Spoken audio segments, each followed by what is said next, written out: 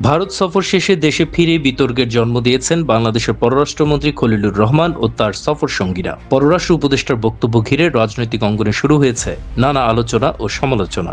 তার জায়গা বাংলাদেশে আর নাই, she is irrelevant two Bangladesh.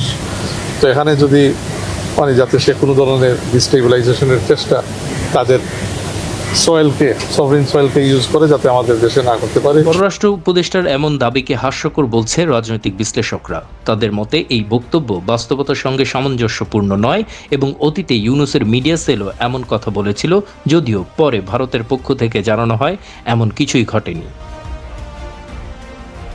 রাজনৈতিক বিশ্লেষকদের মতে বর্তমান পরিস্থিতিতে একই ধরনের কৌশল অনুসরণ করছে বিএনপিও। দলটির ভারপ্রাপ্ত চেয়ারম্যান তারেক রহমান যেখানে ভারতের গ্রিন সিগন্যাল না পাওয়া পর্যন্ত বাংলাদেশে ফিরে আসতে পারেনি, সেখানে তারা শেখ হাসিনা বিষয়ে ভারতকে চোখে চোখ রেখে কথা বলেছে তা পাগলেও বিশ্বাস করে না।